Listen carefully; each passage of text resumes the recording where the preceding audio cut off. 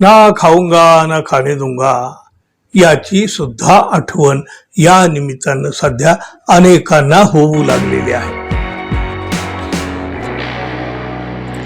मित्र हो, नाशिकच्या भोंदूपोहाचं प्रकरण आणि त्याला असलेला राजकीय आशीर्वाद हे सगळं प्रकरण उघडं पडल्यानंतर आपल्या राज्याच्या राजकारणामध्ये एक प्रचंड अशी खळबळ उडालेली आहे.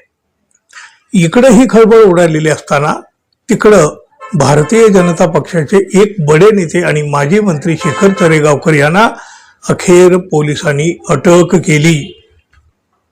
हे तरेगावकर बडे नेते असले, माजी मंत्री असले तरी सुद्धा ते काही काळ चक्क फरार झालेले होते.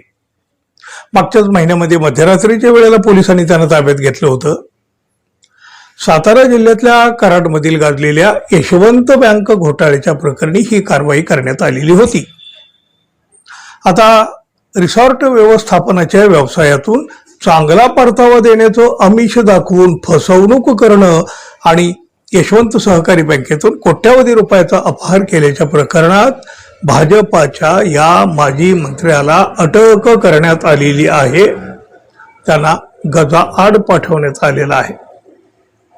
या संबंधित गुन्ह्यामध्ये चिखली नागरी सहकारी बँकेचे अध्यक्ष सतीश भगवानदार गुप्ता, संतोष पवार, वनिता पवार, श्रीपदा कुलकर्णी, रोहित लबडे, सुरेंद्र काळे, सुमित घोडके यांच्या विरोधात सुद्धा भोर पोलीस स्टेशनमध्ये गुन्हा दाखल करण्यात आलेला आहे. या प्रकरणी प्रदीप रामचंद्र चोरगे यांनी थेट कोर्टामध्ये तक्रार केली होती आणि कोर्टाच्या आदेशानंतर या आरोपींच्या विरोधामध्ये 5 मार्च 2024 रोजी गुन्हा नोंदवण्यामध्ये आलेला होता. कधी? कोर्टाच्या आदेशानंतर.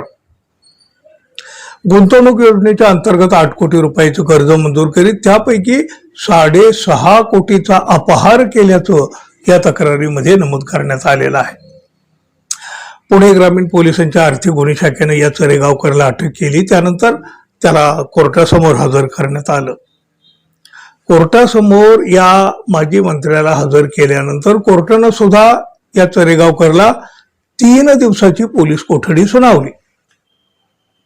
शेखर तरेगावकर याला मागील वर्षी देखील कराड पोलिसांनी अटक केली होती बघा. त्याच्यावर यशवंत बँकेत 112 कोटीचा गैरव्यवहार केल्याचा आरोप आहे. 112 कोटी.